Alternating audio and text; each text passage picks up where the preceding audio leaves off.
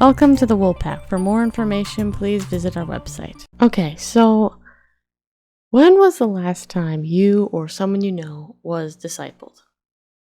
Just curious. Because if you think about the disciples in the Bible, they followed Jesus for 3 years at least. And during that 3 years, they were with him every day. They ate with him, they traveled with him, they, saw the conversations he got into with different people, with like religious leaders and then just, regular people. They saw miracles. They had private conversations with him where they asked him questions, about different things. It was 3 years of like intense learning and observation for these disciples, and then they were sent out to share the gospel. So, obviously, discipleship can be applied to other areas of life as well. Discipleship is basically where you are under the teaching of someone, you're following them and their teaching. It's a very humbling experience because you have to admit that you need to learn from this person. You have to be willing to surrender to this person and their leading and their teaching. And it's all very good, but it is extremely lacking, I think, both in the church and our culture at large today. And it's something that we desperately need because we can't expect to just, for example, start following Jesus and in that second be able to just, answer any questions, go out and just talk to anyone. We need to learn. And the same thing applies to, other areas of life. We can't expect to just, take a class or do this or that and then, just expect, just think that we can just go out and do this stuff great, as good as like a professor, when we've only had like one class. But I know as much as the professor.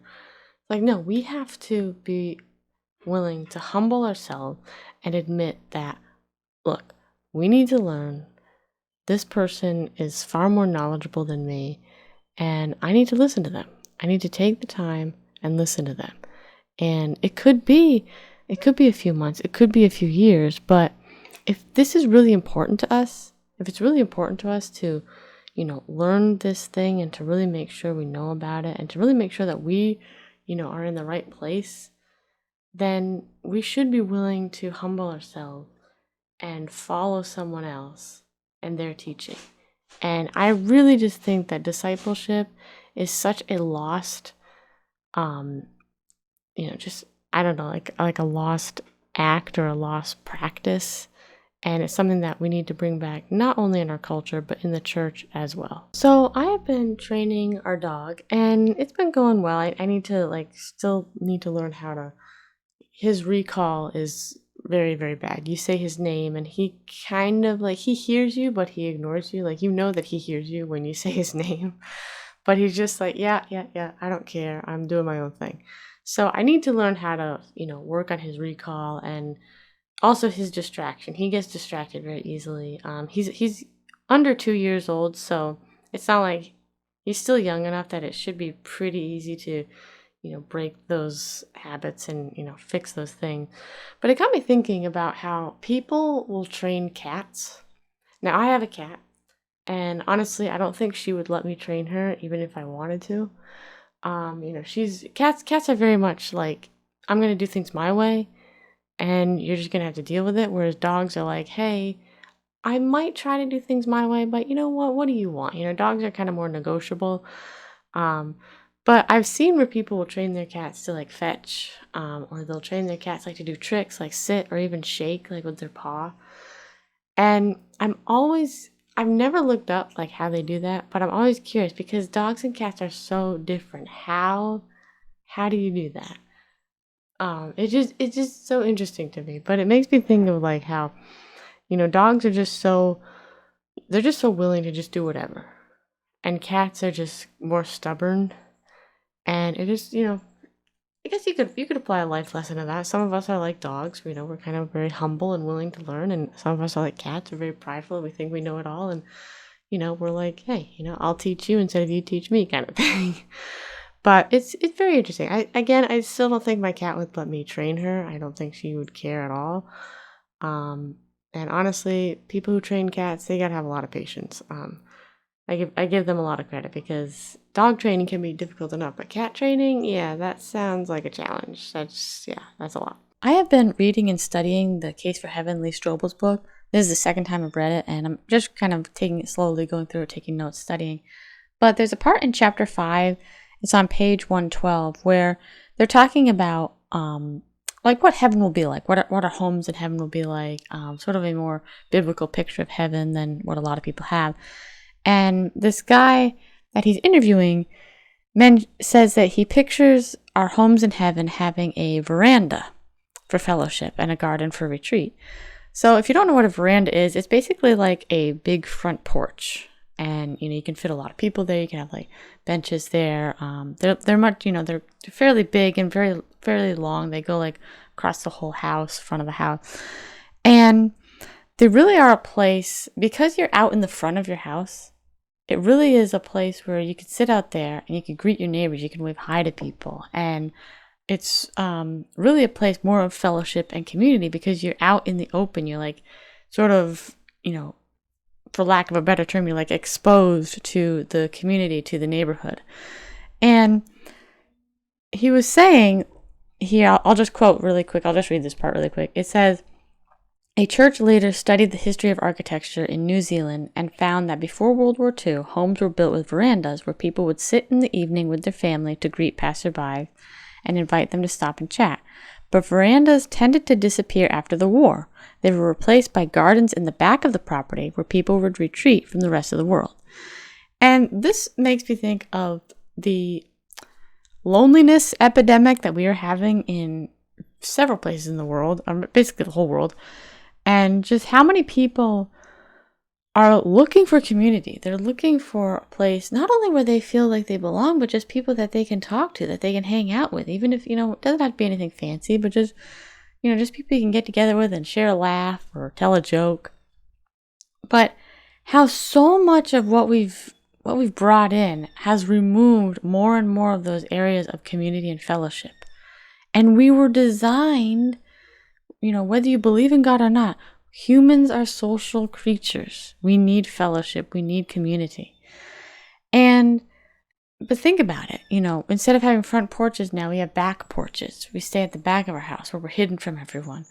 Now we have, social media and our cell phones. And look, I use social media. I have a cell phone. I think it's amazing technology. I love it. But I do also see the flaws in it at times, and I can get addicted. But there's just so much that we've brought in that we keep calling new that really is just, chipping away at the fellowship and community we had, that now, we're left just in our homes, just alone in our homes. And even if we're living with other people in our home, we're still kind of alone because, they're on their device, or they're in this room watching this, you're in this room doing that. So even in our homes, when we're living with other people, we're separated. So it's like we're just keep removing all of these things that, that connect us. And we're replacing it with things that disconnect us, that, that pull us away from each other. And, we are social creatures, and, we need community. And I just like the idea of a simple thing like a veranda, a front porch where you can greet the neighbors, puts you out there. And even if you don't have a front porch on your house, maybe you just have an apartment. But what can you do in your life? What change can you make that will put you like on the front porch, put you out there where you're going to have to interact with people, where you're going to have to see people? Because we all need fellowship, and we want it, we need it, we crave it. And, maybe there's a lot of things, that have been taken away from us, but there's also a lot of things that we can get back. And fellowship and community is one of them. So what can you do to have more fellowship with people? Anytime you read through the Gospels, one of the things you're going to notice is that almost every time after Jesus does some amazing miracle in front of a bunch of people, the Pharisees or, religious leaders, it will immediately say that right after this, they witnessed this miracle, they went out and they started thinking of how to kill him. And it's just so amazing to me how they could be so stuck to their worldview, so stuck to their way of living, that even when seeing a miracle, they still were like, no, we got to kill this guy. This goes against what we've been preaching or what we've been teaching the people. And I don't ever want to be that stuck in something. I want to be humble. I want to be like the people who sat at Jesus' feet, who listened, and none of the religious leaders ever sat at his feet. They were always just standing or just, sitting at the table with him. They never humbled themselves to listen and to learn.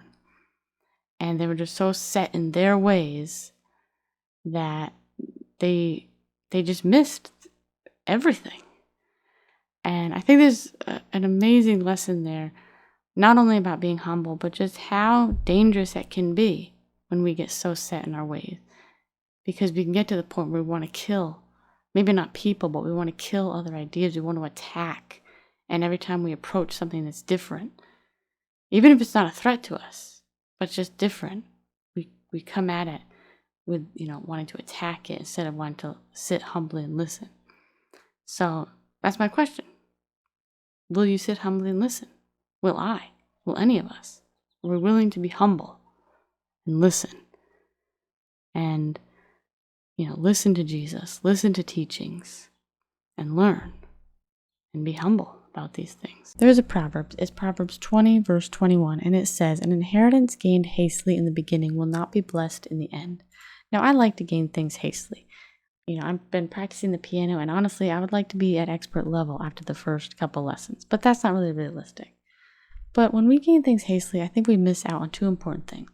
The first thing is that when you gain something fast, you tend to not value it very much because you gained it so quickly, it was so easy for you to get that you don't put a lot of value into it, so you don't appreciate it as much. The second thing is that, for example, if you're taking piano lessons, you may think you're just taking lessons, but really you're learning, patience, endurance. You're learning to sit still and enjoy the music.